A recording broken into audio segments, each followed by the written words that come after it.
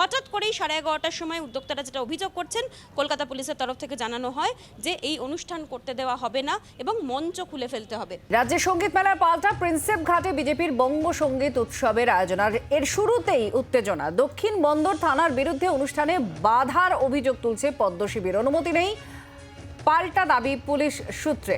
আমাদের সঙ্গে রয়েছেন আমাদের প্রতিনিধি মৌমিতা, আরো জানাচ্ছেন। মৌমিতা, পুলিশ বলছে অনুমতি নেই, এদিকে অনুষ্ঠানের মঞ্চ সমস্তটাই আমরা দেখছি একেবারে রেডি হয়ে রয়েছে।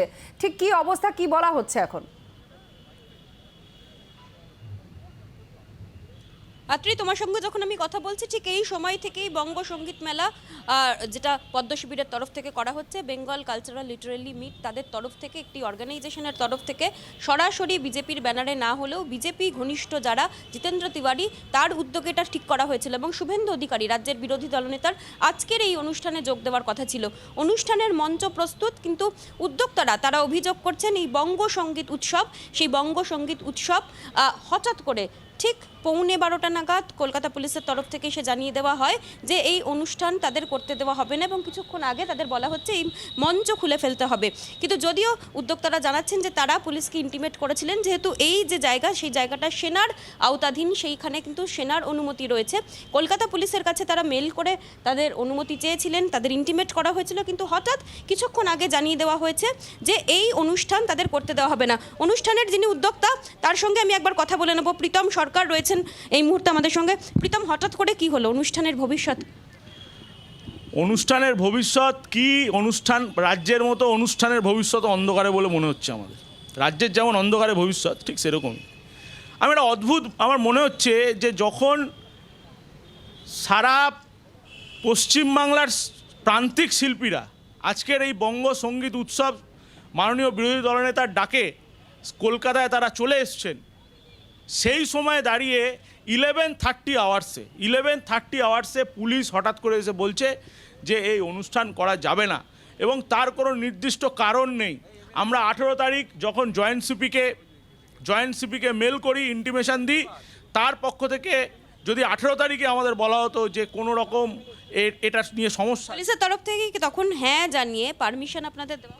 প্রথম কথা, এটা বিএসএফের জায়গায়, এখানে পারমিশনের কোনো ব্যাপার নেই। আমরা পারমিশন বিএসএফের থেকে নিয়েছি। আমাদের ইন্টিমেশন দেওয়ার বিষয় ছিল, ওনাদের আমরা ইন্টিমেট করেছিলাম। ওনাদের যদি কোনো সমস্যা থাকতো, গতকাল সারাদিন এখানে পুলিশ ছিল, স্পেশাল ব্রাঞ্চের অফিসাররা ছিল, কালকে সারা রাত এখানে কাজ হয়েছে। আপনারা দেখছেন যে 100% কাজ কমপ্লিট। সেখানে দাঁড়িয়ে কালকেই আমাদের বলা উচিত ছিল। আজকে সকালবেলায় যখন শিল্পীরা সমস্ত চলে এসছে, সেই সময় দাঁড়িয়ে আজকে 12:15টার সময় আমাদের জানানো হচ্ছে এই অনুষ্ঠান করা যাবে না। এটা তীব্র ধিক্কার জানাই এবং আমরা আমাদের সভাপতি জিতেন্দ্র তিওয়ারি আমরা 1:30টার সময় আমরা সাংবাদিক সম্মেলন করব। শুনতেই পাচ্ছ যে উদ্যোক্তারা তারা জানাচ্ছেন যে এই অনুষ্ঠান করতে দেওয়া হবে না এবং হঠাৎ করে এই যে অনুষ্ঠান করতে দেওয়া হচ্ছে না, এটাকে কিভাবে দেখছেন? দেখুন, এটা ব্যাপারটা হচ্ছে, এটা পশ্চিমবঙ্গের একটা কালচার। তো পশ্চিমবঙ্গ মমতা ব্যানার্জি ভয় পেয়ে গিয়েছে ভারতীয় জনতা পার্টিকে। ভারতীয় জনতা পার্টি একটা ব্যানারেই প্রোগ্রামটা হচ্ছে আমাদের কালচারাল সেলের উদ্যোগে, কিন্তু যেহেতু ভয় পেয়েছে, আতঙ্কের জন্যই সেই প্রোগ্রামটা আমাদের ক্যান্সেল করার চেষ্টা করছে।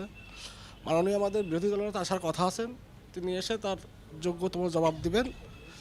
কেন করতে দেওয়া হচ্ছে না মমতা ব্যানার্জি জানেন। শিল্পীরা দূর দূরান্ত থেকে, আমি দেখাতে চাইবো যে বিভিন্ন জায়গা থেকে, বিভিন্ন জেলা থেকে কিন্তু শিল্পীরা এসে উপস্থিত হয়েছেন। বিজেপি বিধায়ক বঙ্কিম ঘোষ রয়েছেন। বঙ্কিম, তো হঠাৎ করে জানানো হচ্ছে ওই অনুষ্ঠান করতে দেওয়া হবে না, কি করবেন?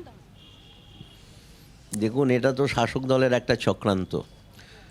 সারা দেশ জুড়ে যখন সনাতনী হিন্দুরা তাদের যে পরম্পরা সংস্কৃতি, সেই সংস্কৃতিকে সামনে রেখে পুরুষোত্তম ভগবান শ্রী রামচন্দ্রের প্রাণ প্রতিষ্ঠা করবে, সেই সময় সারা রাজ্য জুড়ে আমাদের যে কর্মসূচি পালিত হচ্ছে, পূর্বঘোষিত কর্মসূচি, সেই কর্মসূচিকে বাধাদান করা সরকারের একটা প্রচেষ্টা মাত্র। এটা দীর্ঘদিন ধরেই চলছে, কিন্তু এই বাধাদান করে আমাদের আটকাতে পারবে না। আমাদের কর্মসূচি চলবে।